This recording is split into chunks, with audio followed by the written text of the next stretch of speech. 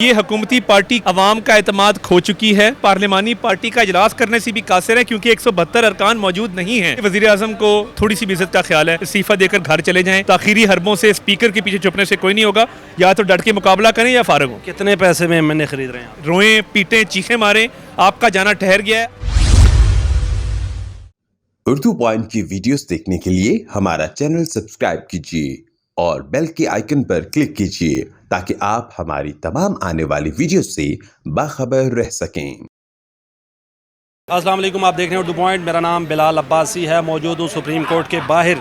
मुनहरिफ अरकान के सियासी मुस्तकबिल का फैसला होने जा रहा है। अता साहब, क्या प्रोसीडिंग हुई है? पहले प्रोसीडिंग के बारे में बताएं। अटॉर्नी जनरल ने डिफेक्शन क्लॉज के हवाले से कुछ सुप्रीम कोर्ट की पुरानी जजमेंट्स का भी हवाला दिया, कुछ अपनी तशरीह उसकी कोर्ट के सामने रखी, मगर अभी बहुत कबल वक्त है क्योंकि अपोजिशन पार्टीज़ के वकला ने भी अपने दलाइल देने हैं, हुकूमती पार्टी ने भी अपने दलाइल देने हैं। और देखिए, वोट ना तो कास्ट करने से किसी को रोका जा सकता है, ना वोट की गिनती से किसी को रोका जा सकता है। और इसके साथ साथ जब वोट की गिनती हो जाएगी, बाकी कानूनी अमल जो है उसके बाद शुरू होना है। तो आप ये नहीं कर सकते कि आप ये कहें कि एक शख्स का कत्ल का इरादा है तो उसको सज़ाए मौत दे दी जाए। उसका एक प्रोसीजर है, शो कॉज जाएंगे, शो कॉज के जवाब आएंगे, उन जवाबात पर मबनी इलेक्शन कमीशन में केस चलेगा। वो एक लंबा प्रोसीजर है। और देखिए, किसी को वोट डालने के लिए पूरी ज़िंदगी के लिए नाअहल नहीं किया जा सकता। डिस्क्वालिफिकेशन में और किसी को डी सीट करने में फ़र्क है और उस पर बाकायदा बहस होगी। कानून मौजूद है और हम बड़े पुरअज़म हैं, पुरुमीद हैं और इंशाल्लाह ये मुस्बत इसका नतीजा निकलेगा। क्या देख रहे हैं कि वो जो अरकान असम्बली हैं, आपने सुप्रीम कोर्ट में मौजूद थे, मैंने देखा आपको, क्या वो वोट उनका कंसिडर होगा? वो तो वोट देंगे इमरान खान के अगेंस्ट? देखिए, ये तो बात सुप्रीम कोर्ट क्लियर कर चुकी है कि किसी का वोट की गिनती ना करना तौहीन आमेज़ है और वोट की गिनती हर हाल में की जाएगी।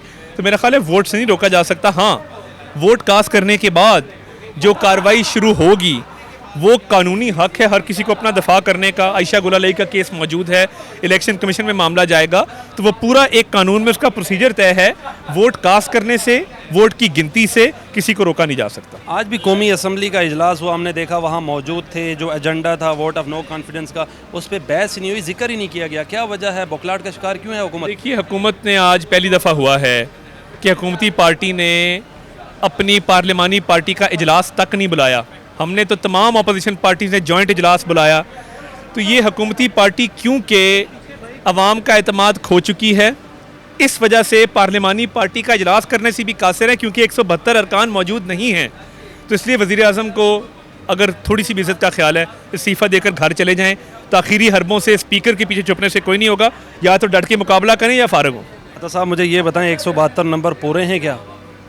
इससे कहीं ज़्यादा है। कितने पैसे में एमएनए खरीद रहे हैं? पैसा देने वाले पे, पैसा लेने वाले पर खुदा की लानत हो।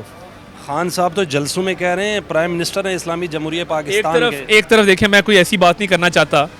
एक तरफ उनको कहा शहबाज गिल साहब ने, दूसरी तरफ वज़ीर आज़म ने कहा मैं इनका बाप हूँ। तो या कह दें या बाप कह दें, मुझे तो समझ नहीं आ रही। यानी आज़ाद अरकान के बारे में ऐसे नाज़ेबा अल्फाज इस्तेमाल करना। तो अगर हमारे जो आपने 50 से ज़ायद अरकान तोड़े थे 18 के इलेक्शन पे, हमने आपको कुछ कहा? हमने उन अरकान के हवाले से कोई नाज़ेबा गुफ्तगू की? हमने ग्रेस के साथ, ये पॉलिटिकल प्रोसेस है, हमने किसी के बारे में कोई नाज़ेबा बात नहीं की। अब आप पैसों का इल्ज़ाम लगाएं, रोएं, पीटें, चीखें मारें, आपका जाना ठहर गया है। आप पार्लिमानी पार्टी का इजलास नहीं बुला सके क्योंकि आपके पास 172 अरकान नहीं है, तो खामोश होकर घर चले जाएं। स्पीकर के पीछे कितनी देर छुप के आप अपना गुजारा कर लेंगे? मुनहरिफ अरकान को क्या फ़ायदा होगा? नून लीग उनको टिकट देगी क्या? देखें, हर किसी का हल्का है। लोग गिरेबान पकड़ते हैं महंगाई पे, लोग गिरेबान पकड़ते हैं बेरोज़गारी पे, गुर्बत पे, भूख पे। तो ये मैं समझता हूँ कि पॉलिटिकल प्रोसेस का हिस्सा है। फ़ायदे नुकसान की बात नहीं है, मुल्क की बात है।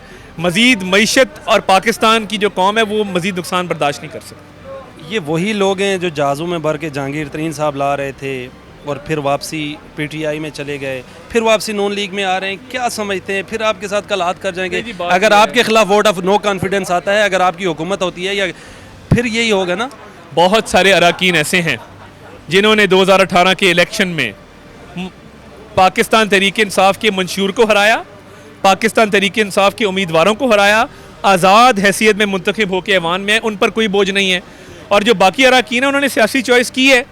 तो ये तो देखें ना, अब सुबह का भूला शाम को घर आ जाए तो उसे भूला नहीं कहते।